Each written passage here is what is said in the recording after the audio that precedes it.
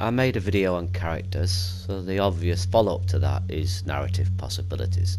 Everything about narrative should flow from the characters. The idea of this omnipresent view of the writer or the director looking down on events makes it become plot orientated and takes the personality out of the story.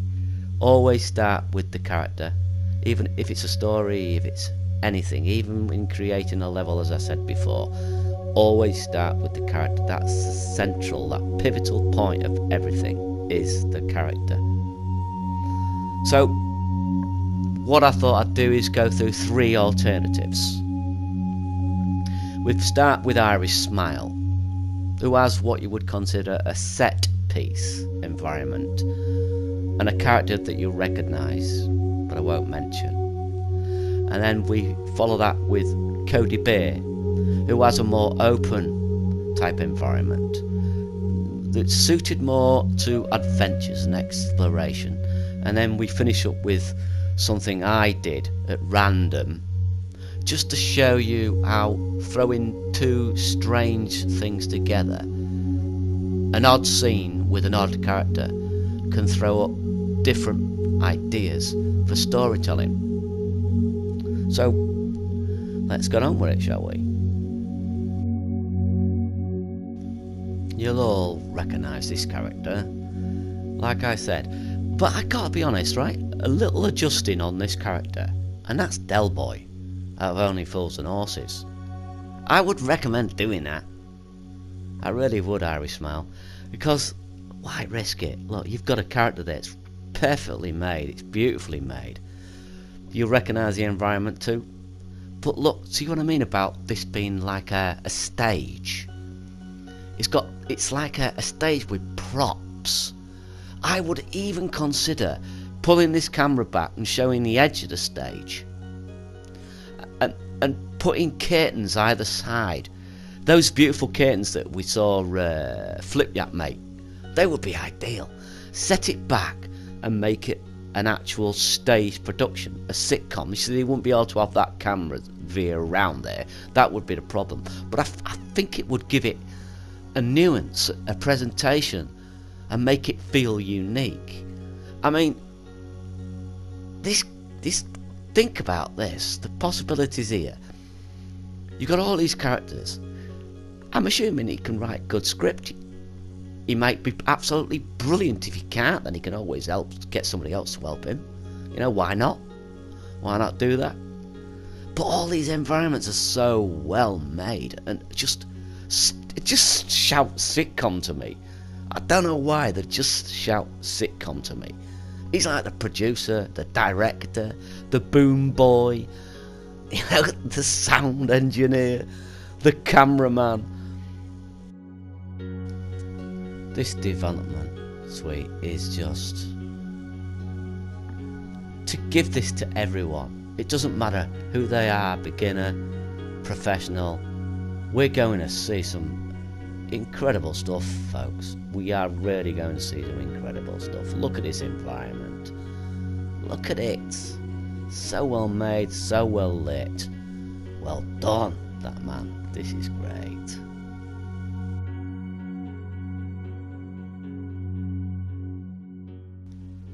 And then we have Cody Bear with her Fox character. Can't you just see? It just oozes from the screen that she's an illustrator. She knows what she's doing. Look at it's just the attention to detail with the walk. It's not just taking the puppet and letting it do what it does. She's gone in this and she's created a persona for the fox that she's familiar with. It's wonderful. And then you get the scenario. I mean, I'd love to have captured some footage with that character actually walking around this. But look, do you see what I mean about how this is more open? So therefore, a sense of adventure. That this would be more about adventure in the characters rather than the set and the characters, like Irish Smile would. But I can see this as something like Thomas the Tank Engine, or Wind in the Willows.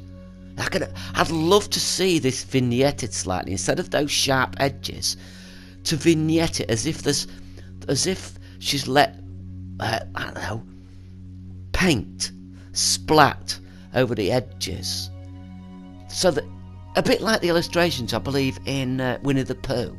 Some of those illustrations, like the edges bleed out into the page, and the camera moves from one vignette to another as she tells a story. But this is a place you would like to return to, especially as a kid. Become familiar with these environments, get to know these as you would Trumpton. You know, this is, I mean, so well made, the autumnal colours in this.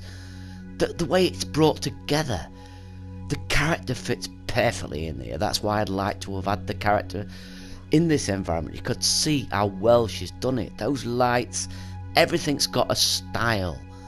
It smacks of somebody who knows what they're doing. This is a pro. This is a pro. Seriously good. Seriously good. And why not? Who's to say a series couldn't win an award or find its way onto the BBC? Who knows? Why not? I didn't even realise this was Irish Smile too. He's the square-legged guy. I didn't know that. He spoke to him on Facebook. Such a nice guy too. I mean, the talent oozing from both of these creators is just phenomenal. I am in awe. I love him. I love him. This is my favourite character. I don't know why. There are a couple of others, but it's just so good. So good. But this is a random. I've spliced two scenes together, and I was, after I'd done it, after I'd finished streaming, I just stopped for a moment, started thinking about the scenario I'd just seen. I can't do it justice because again I was messing about, you know what I'm like. So just forgive me. Unfortunately, this is a longer bit of clip than I thought. I'm not going to edit it though. You know, I like to be random. I like to be real. So I'm just gonna thrum the mic till we get to the scene I'm talking about. We're nearly there, folks. Here we go. And here it is, right? This scene. Picture this scene. Think Fargo. Think murder. You know, forget you've got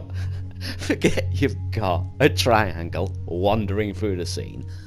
Just think clown who's broken down the road and he's looking for a lift to the fancy dress party he's going to. So up he comes in a minute, popping up, followed by Connie. Get her out the way, forget she's there. And he hasn't fallen over, he wasn't drunk, I wasn't messing about. But look at that scene. Just that scene. If I could just pause this for a moment, but I can't. I have to keep going. But look, I might have to repeat this bit again, but never mind. Look at the house, the clown coming up to the house, and think of the narrative possibilities. Think of it. Do you look at it from the clown's perspective?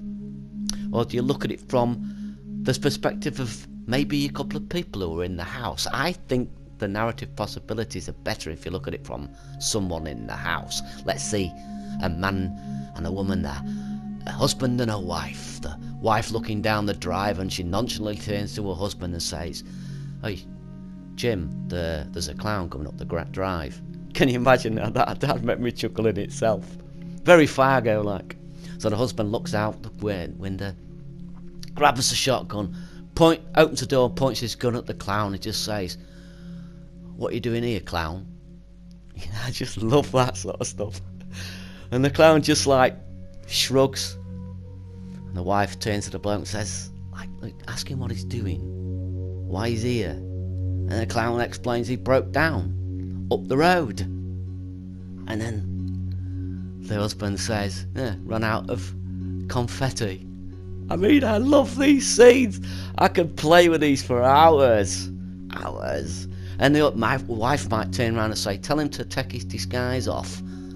So the clown shrugs, reaches up, grabs his nose because that's the only thing he can remove, and as he removes it, there's a little honk, and then he shrugs as if to say, that's all I've got.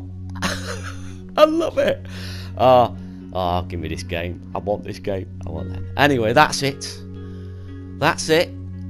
That is the advantage of just randomly smacking two things together, like a skinhead on a roundabout, or a vicar smashing the window in a church. Think about that. That friction. Friction is the most important thing. It doesn't always have to be friction as in I'm going to punch your face out. It can be friction in all sorts of ways. But those two images, those with just Anyway, that's enough of me for today. I've been going on a bit. And I'll see you again.